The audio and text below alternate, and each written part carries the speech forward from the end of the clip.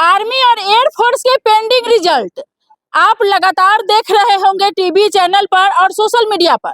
जी हाँ, 2019 से 21 के बीच आर्मी और एयरफोर्स की बहाली निकली थी। बहाली तो हुआ लेकिन किसी की ज्वाइनिंग नहीं कराई गई। इसको लेकर पूरे भारत में लोग धरना पर उतरे। आप चंपारण से लेके हर जगह देखे होंगे कि जितने भी लोग थे, जितने भी छात्र थे, सभी धरना पर उतरे और सरकार से इसकी ज्वाइनिंग की मांग किया।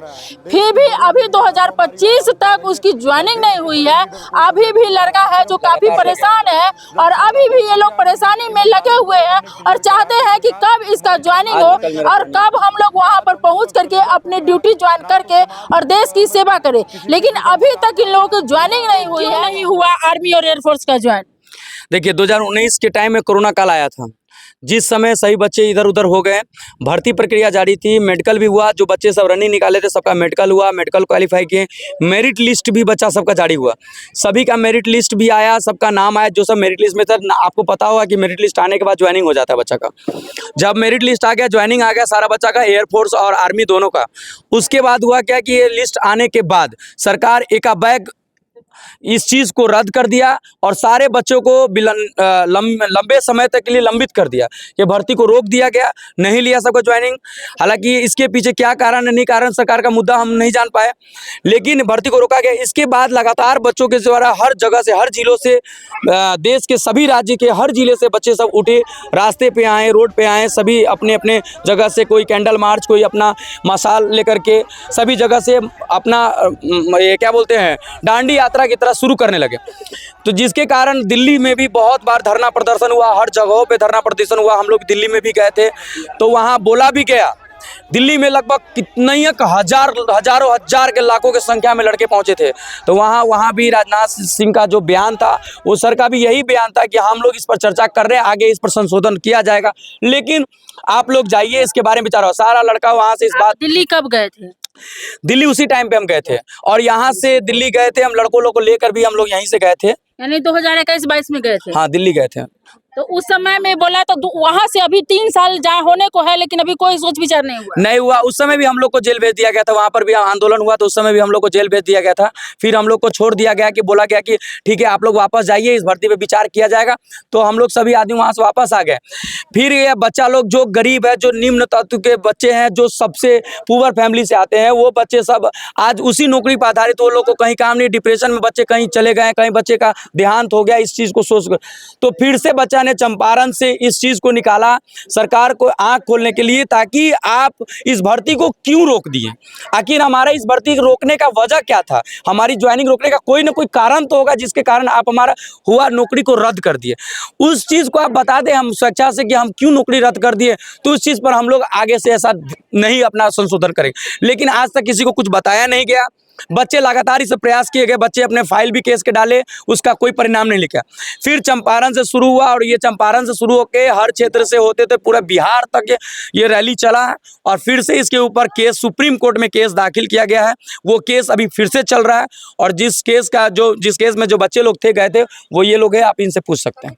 अच्छा, यहाँ आपके एकेडमी के बच्चे हैं? हमारे एकेडमी। क्या नाम है आपका? मेरा नाम संजीत कुमार है। मैं भी 2019 से लेकर 2022 के बीच में जो आर्मी का रैली हुआ था, एयरफोर्स का रैली हुआ था, उसमें मैं भी वो बहाली देखा था। उसमें मेरा भी सारा प्रक्रिया, जैसे फिजिकल, मेडिकल, रिटर्न, सारा मेरिट लिस्ट तक आ चुका था।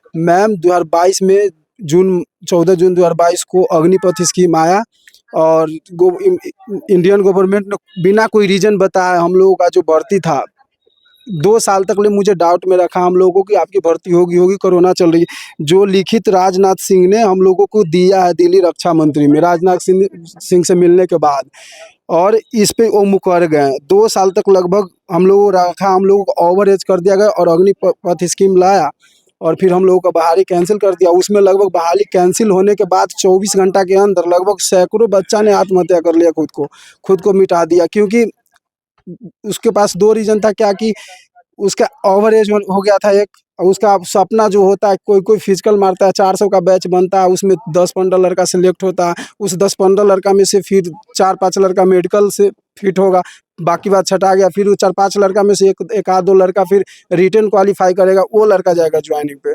लगभग यही है मैम, हम लोग लगभग 3-4 साल से पक्ष विपक्ष पार्टी के पास जा रहे हैं, आश्वासन सिर्फ मिल रहा है हर जगह से कि यहाँ 2022 से लेकर के अभी अब तक 2025 तक आप दौड़ते रह गए। दौड़ते रह गए। अब पार्टी पक्ष विपक्ष के नेता, सुप्रीम कोर्ट में भी एक बारी केस हुआ था तो वो केस नहीं सुनवाई करके सीधा डायरेक्ट खारिज कर दिया गया था, उसमें अग्निपथ शामिल था। इसीलिए अब हम लोगों का जो केस हुआ है सिर्फ पेंडिंग भर्ती को लेकर केस हुआ है। सुप्रीम कोर्ट से है उम्मीद कि कुछ न्याय करे, क्योंकि उसे न्याय का मंदिर कहा जाता है।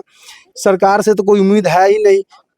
चिराग पासवान से मिले हैं, अमित शाह जी से, राजनाथ सिंह, सभी से लगभग मिले। हम आपको कुछ दिखाना चाहते हैं। लल्लन सिंह है, जब ये पक्ष में नहीं थे बीजेपी पार्टी में तो हम लोगों का मुद्दा ये खूब उठा रहे थे। अब जैसे ही पक्ष में आ गया तो पता नहीं क्या हुआ। इनसे भी कई बार मीटिंग हो चुकी है हम लोग, लेकिन आज तक ये पक्ष में जाने के बाद हम लोगों का मुद्दा आज तक नहीं उठाया। संसद में या पार्लियामेंट में कहीं भी आज तक नहीं उठाया।